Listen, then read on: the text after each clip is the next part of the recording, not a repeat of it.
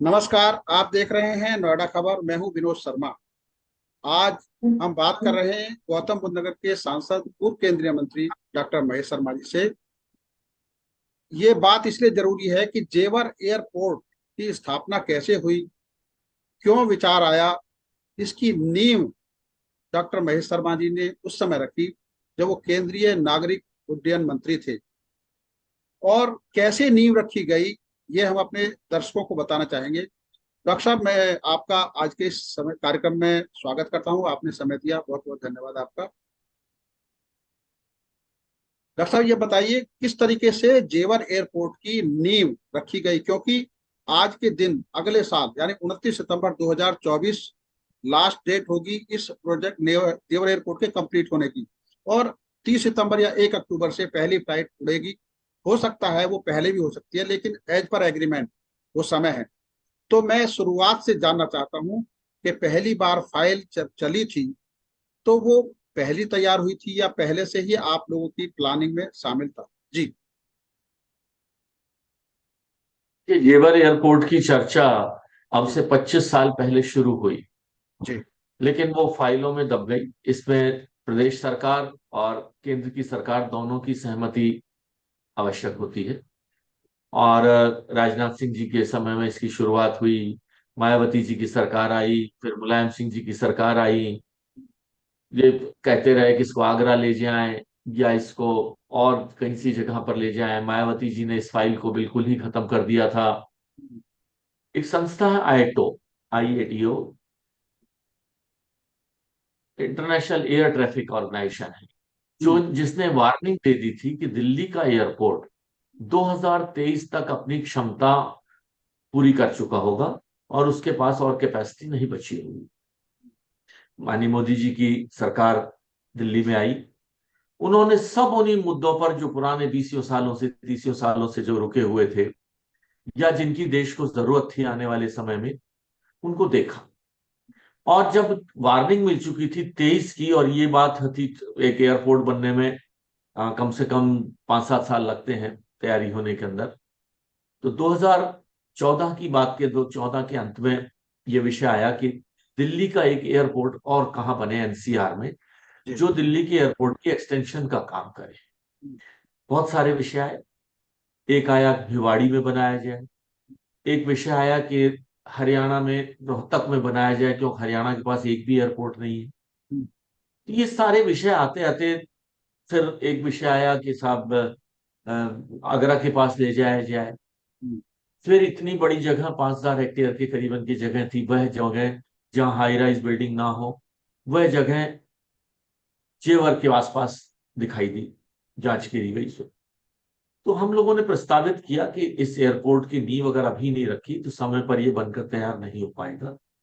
और 2015 में इस एयरपोर्ट की फाइल चली। प्रदेश सरकार को भी विश्वास में लिया गया और उन्हें भी बताया कि आई तो हमें वार्निंग दे चुका है कि 2023 के बाद ये दिल्ली का एयरपोर्ट और कोई लोड को नहीं लेगा। वहां से सहमति मिली उत्तर प्रदेश सरकार से। दिल्ली की सरकार ने इसे तेजी से आगे बढ़ाया और तेजी से आगे बढ़ाने में फिर एक अड़चन आई कि 150 किलोमीटर में, इसलिए ये एयरपोर्ट बार बार रुक जाता था जेवर का, कि 150 किलोमीटर के अंदर दूसरा एयरपोर्ट नहीं बन सकता। तो इसकी दूरी तो मात्र 75 किलोमीटर ही थी, हम्म। 70-75 किलोमीटर ही थी। लेकिन जब इसको हमने सॉलिसिटर जनरल से और कानूनी एक्सपर्ट से जब कराया तो उन्होंने बताया कि ऐसी कोई बाध्यता नहीं है।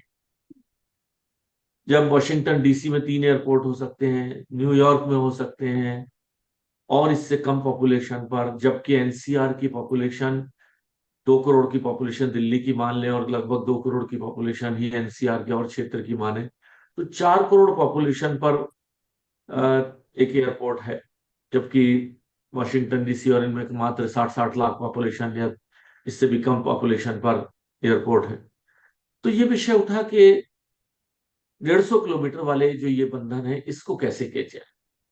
तो उसकी जब बारीकी से जांच की गई और सॉलिसिटर थे तो उसमें लिखा हुआ था कि ग्रीनफील्ड प्रोजेक्ट्स बनाए जा सकते हैं और इसके लिए कोई बाध्यता नहीं है। और इसके लिए जो ये डिस्टेंस की सीमा है, 150 किलोमीटर की सीमा, तो ये लंबे समय से जो अटक रही थी फाइल, इसको रोककर फिर मैं इसमें थोड़ा सा व्यक्तिगत इंटरेस्ट भी हमने इसमें लिया, और इस फाइल को लॉ मिनिस्ट्री से क्लियर करके कि 150 किलोमीटर के में भी एयरपोर्ट बन सकता है, ग्रीनफील्ड एयरपोर्ट बन सकता है। इसमें अधिकतम ये हो सकता है कि जो एयरपोर्ट है, अगर उसका कोई चालक है, संचालक है, तो पहला राइट ऑफ रिफ्यूजल उसको दिया जाएगा कि भाई उसे ऑफर दे दीजिए कि आप अगर चाहें तो आप बना ले, वरना फिर ये ऑफर किसी और को दीजिए। अब सब सब रास्ते क्लियर हो गए, तो माननीय प्रधानमंत्री जी के सामने ये प्रस्ताव रखा कि साहब एयरपोर्ट बनने के लिए रास्ता साफ है, और लगभग 5,000 हेक्टेयर जमीन है वहां। 2017 आते आते हमारी सरकार बन गई थी। 2015 से पहले ये फाइल चली। फाइल चलने के बाद पहले एयरपोर्ट अथॉरिटी से क्लियर हुई, वहां मैं मिनिस्टर था। उसके बाद ये फाइल आई पर्यावरण मंत्रालय में। ये मेरा सौभाग्य है कि जब तक ये फाइल पर्यावरण मंत्रालय में आई, मैं पर्यावरण मंत्री बन चुका था। तो वहां से भी मेरा सौभाग्य था कि मुझे इस काम में आगे लगने का मौका मिला। माननीय प्रधानमंत्री जी ने देश की एविएशन को नई सोच देकर, जब उन्होंने, क्योंकि उन्होंने गरीबी को खुद देखा है, और वो चाहते हैं कि विकास की किरण आखिरी व्यक्ति तक पहुंचे, और उन्होंने एक स्लोगन दिया कि मैं चाहता हूं कि हवाई चप्पल पहनने वाला व्यक्ति हवाई जहाज में उड़े। तब माननीय प्रधानमंत्री जी के मार्गदर्शन पर यह योजना बनी कि किस तरह से हम, क्या प्राइस रखी जाए जिससे 1 घंटे का फ्लाइंग टाइम, सामान्यतः जैसे दिल्ली से लखनऊ तक की दूरी 1 घंटे की फ्लाइट टाइम की, बनारस की दूरी लगभग 1 घंटे की, तो अधिकतम शहर 1 घंटे में दार में आ जाते हैं। तो ये तय किया गया कि 1 घंटे के फ्लाइंग टाइम की कीमत 2500 रुपये रखी जाए। 2500 रुपये से ये स्कीम शुरू हो गई, और 2017 में प्रदेश में हमारी सरकार आ गई, देश में भी हमारी सरकार थी। मुख्यमंत्री योगी जी ने भी इसमें पूरा ध्यान देते हुए इस प्रोजेक्ट को बहुत तेजी से आगे बढ़ाया, और आगे बढ़ते बढ़ते यहाँ यमुना प्राधिकरण जिसके क्षेत्र में ये आता था, वहाँ के सीईओ डॉक्टर अरुणवीर सिंह, मैं उनका भी धन्यवाद देना चाहूंगा कि उन्होंने भी विशेष रुचि लेकर इस एयरपोर्ट प्रोजेक्ट को अपनी स्थिति तक पहुंचाया। लोकल किसानों का भी मैं धन्यवाद देना चाहूंगा, लोकल जनप्रतिनिधियों का भी मैं धन्यवाद देना चाहूंगा, जिन्होंने सभी स्थितियों को भांप करके किसानों ने अपनी सहमति दी। पहले चरण के लिए किसानों ने अपनी जो भी दर तय हुई, और अच्छी बात हुई बिना किसी विरोध के ये एयरपोर्ट शिलान्यास हो गया, नींव रख दी गई, और बाकायदा टाइमलाइन तय कर दी गई कि अंतरराष्ट्रीय ज्यूरिख को ये संस्था दे दी गई कि एयरपोर्ट बनाने का। अच्छी बात ये थी कि ये एयरपोर्ट अपने आप में एक संपूर्ण एयरपोर्ट है। एयरपोर्ट के 3 कंपोनेंट होंगे। अगर ये तीनों कंपोनेंट हो तो उस एयरपोर्ट की सफलता निश्चित मानी जाती है, और उसे एक कंप्लीट एयरपोर्ट माना जाता है। एयरपोर्ट में आम नागरिकों के लिए ट्रांसपोर्ट की सुविधा, ना, दूसरा होता है एयरपोर्ट पर कार्गो की, सामान ढोने की, और तीसरा होता है हवाई जहाज के रिपेयर की, यानी एमआरओ की। तो ये एयरपोर्ट तीनों ही सुविधाओं के साथ बन रहा है, जिसमें यात्रियों के उड़ने की तो, जहाज से उड़ने की तो व्यवस्थाएं होंगी ही, साथ में और भी चीजें साथ में रहेंगी। एमआरओ भी रहेगा, एमआरओ भी रहेगा, और कार्गो भी रहेगा। ये सब व्यवस्थाएं साथ रहेंगी। तो मुझे खुशी है कि ये अपने आप में एक संपूर्ण एयरपोर्ट मेरी कॉन्स्टिट्यूएंसी गौतम बुद्ध नगर में बना। और आज आप कह रहे हैं कि उसका टाइमलाइन का 1 साल बचा है। हालांकि जो हमें टाइमलाइन दी गई है उसके अनुसार जनवरी या फरवरी में ही यहाँ टेस्ट फ्लाइटिंग हो जाए। और 3 महीने, अभी आज ही कल ही मैं अखबार में पढ़ रहा था, 3 माह में जो एयरपोर्ट बिल्डिंग है उसका रिनोवेशन वर्क और डेकोरेशन वर्क शुरू हो जाएगा। तो 3 माह में पूरा हो जाएगा। तो मैं समझता हूँ हो सकता है ये प्रोजेक्ट इससे भी जल्दी भी शुरू हो जाए। हो सकता है सितंबर जो इसकी अंतिम लाइन दी गई है, और चैलेंज माननीय मुख्यमंत्री जी ने भी दिया है, और अधिकारियों से भी जहां तक बात होती है कि हम सितंबर की डेडलाइन से पहले ही इसको पूरा कर लेंगे और यहाँ से हवाई यात्रा हो पाए।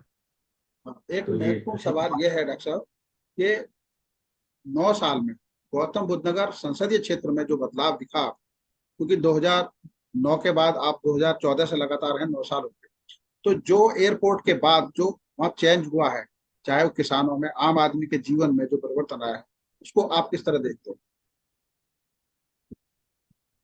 देखिए, जब भी कोई क्षेत्र में एयरपोर्ट आ जाता है, गुड़गांव एकदम आगे बढ़ गया क्योंकि एयरपोर्ट था उसके पास, हाँ। साथ में एयरपोर्ट था लगा हुआ। अब जैसे ही एयरपोर्ट आया, आपने देखा होगा कि हमारी सीमाएं अलीगढ़ टप्पल क्षेत्र में हम प्रवेश कर गए हैं।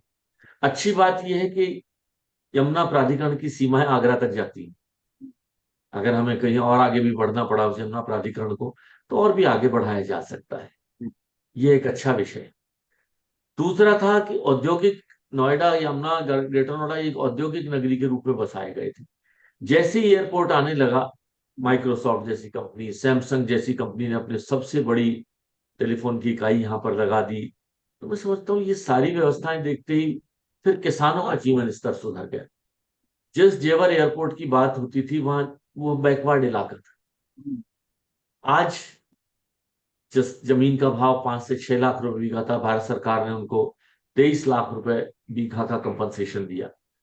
और मार्केट में आज वहां के आसपास यानी खुर्जा, सिकंदराबाद, सभी क्षेत्रों में जमीन का भाव आज की डेट में 40 लाख से लेकर 75 लाख से 1 करोड़ रुपए बीघा तक का भी हो गया है। तो सामान्य किसान के जीवन स्तर में भी बदलाव आया है। तो मैं समझता हूँ कि उद्योग लगेंगे। हाँ। ग्रेटर नोएडा और एयरपोर्ट के बीच में जहां तक मुझे ज्ञात हुआ कि सभी बड़ी कंपनियों ने जगह ले ली है। अब जब फैक्ट्रियां लगेंगी तो किसी एम्प्लॉयमेंट मिलेगा, किसी का होटल चलेगा, किसी का ढाबा चलेगा, किसी की टैक्सी चलेगी, किसी का घर किराए पर उठेगा। तो ये सब चीजें लेकर ओवरऑल जीवन स्तर में सुधार होगा, ऐसा मेरा विश्वास एक और सवाल आपसे जुड़ा हुआ है। जब आप केंद्रीय सांस्कृतिक मंत्री थे, तो अयोध्या के विकास का और वाराणसी की डेवलपमेंट की जिम्मेदारी भी आपके पास थी। वो जो समय था उसमें और आज जो बदलाव आपको धरातल पर देख रहे हैं, कैसा महसूस करते है। ये हमारे प्रधानमंत्री जी की सोच है कि काम करो तो बड़ा करो, हैं? और ऐसा करो जिसका कंपटीशन सिर्फ हिंदुस्तानी मार्केट में ना होकर अंतरराष्ट्रीय मार्केट में। जी। उनकी प्रेरणा से हम लोगों ने आध्यात्मिक सर्किट, देखिए पूरे वर्ल्ड में स्पिरिचुअल टूरिज्म सबसे ज्यादा है। हम्म। चाहे वो वेटिकन सिटी रोम का हो, हाँ। चाहे वो तिरुपति बालाजी का हो, चाहे वो वैष्णो देवी का हो, चाहे वो मक्का मदीना का हो। हाँ। इसी को ध्यान में रखते हुए हम लोगों ने स्पिरिचुअल सर्किट्स बनाए। Buddha circuit, Ramayana circuit, Krishna circuit, Sufi circuit, इस तरह से सर्किट्स बनाए। जी। और मुझे ध्यान है करीबन 200 करोड़ रुपए की राशि अयोध्या के विकास के लिए मैं स्वयं गया था वहां। और रामायण सर्किट के नाम से, जिसका भगवान राम के जहां जहां स्थान है उन सबको जोड़ने की व्यवस्था हम लोगों ने करी थी। मैं समझता हूँ कि ये सब चीजें ईश्वर का भी, और फिर सबसे बड़ी बात है माननीय प्रधानमंत्री जी को कुछ ईश्वर का भी आशीर्वाद है। कुछ ऐसे बड़े काम निमित्त हैं कि वो माननीय प्रधानमंत्री जी के हाथ से होने हैं। गंगा मैया के लिए भी उन्होंने यही कहा था। बाबा केदार का जीर्णोद्धार उनके हाथ लिखा था। उज्जैन में महाकाल का, अगर राम मंदिर का, ये बहुत सारे, बाबा विश्वनाथ का मंदिर का, वाराणसी में माननीय प्रधानमंत्री जी के हाथों से कुछ चीजें निमित्त होती है। और मैं समझता हूँ वही हम देख रहे हैं आज होते हुए अपनी आंखों के सामने। अब एक आखिरी सवाल। 2024 लोकसभा चुनाव आने वाले हैं। उस संदर्भ में आज को जो देश में माहौल है, उसके हिसाब से किस तरीके से आकलन करते हैं, क्योंकि 9 साल में बहुत काम हुआ देश देखिए, किसी भी राजनीतिक दल या किसी व्यक्ति की ताकत उसके छवि से नापी जाती है कि देश का लीडर कौन है, उसकी में। पार्टी कौन है, उसका इतिहास क्या है, उसकी नीतियां क्या है, उसकी नीयत क्या है। ये सब विषय देखकर आज अगर ये चारों पांचों पॉइंट जिस पर एक पॉलिटिकल पार्टी या पॉलिटिक्स की नींव होती है, उनमें हमारी पार्टी, हमारा नेता नरेंद्र मोदी खरे उतरते हैं। विकास के इतने काम हुए हैं, आम आदमी के लिए हुए हैं, सबका साथ सबका विकास सिर्फ नारा नहीं, गरीबी हटाओ का लोग नारा देते रहे, मोदी जी ने उस काम को करके दिखाया। गरीब भी हटाओ, उन्होंने कहा गरीब को क्या चाहिए, घर चाहिए, प्रधानमंत्री आवास योजना में घर मिलेगा। गरीब को क्या चाहिए, घर में टॉयलेट चाहिए, बिजली चाहिए, घर में गैस का सिलेंडर चाहिए, घर के लोगों को इलाज के लिए आयुष्मान से 5 लाख रुपए तक का बीमा दिया। ये सब चीजें देकर आम, बिना धर्म जाति बिरादरी और परिवारवाद की राजनीति से निकालकर एक ऐसी राजनीतिक व्यवस्था माननीय प्रधानमंत्री जी ने दी है। जी जी। तो मैं समझता हूँ कि, और बाकी कोई पार्टी आज नरेंद्र मोदी जी के सामने कहीं भी दूर तक दिखाई नहीं देती। जो एक गठबंधन जो किया है वो एक मौका परस्तों का गठबंधन हम्म, है। राजनीतिक भूख उनकी इतनी है कि किसी केन केन प्रकार पद पर बैठना चाहते। हम्म। तो मैं समझता हूँ अगली सरकार हमारी नरेंद्र मोदी जी के नेतृत्व में बनने वाली है, इसमें कोई दो राय नहीं। डॉक्टर साहब, आपका जन्मदिन है, आपको बहुत बहुत बधाई। और लोकसभा क्षेत्र की जनता को आप क्या कहना चाहेंगे? आपकी गौतम बुद्ध नगर लोकसभा बस ना आप। देखिए, मैं आपके चैनल के माध्यम से कहना चाहूंगा कि ये क्षेत्र गौतम बुद्ध नगर देश में नहीं विश्व पटल पर अपनी पहचान बना चुका है। इस हवाई अड्डा आने के बाद तो और भी हम आगे बढ़ गए। हमारा शहर है ये। इस शहर को बेहतरीन बनाए रखने के लिए, देश के विकास में भी योगदान करने के लिए, अपने उस क्षेत्र में मैं और मेरे से ऊपर उठकर स्वच्छता से लेकर सुरक्षा से लेकर ट्रैफिक मैनेजमेंट से लेकर पोल्यूशन से लेकर इन सभी सार्वजनिक विषयों पर अपनी भागीदारी जरूर निभाए। आपका बहुत बहुत धन्यवाद। नोएडा खबर डॉट कॉम से बात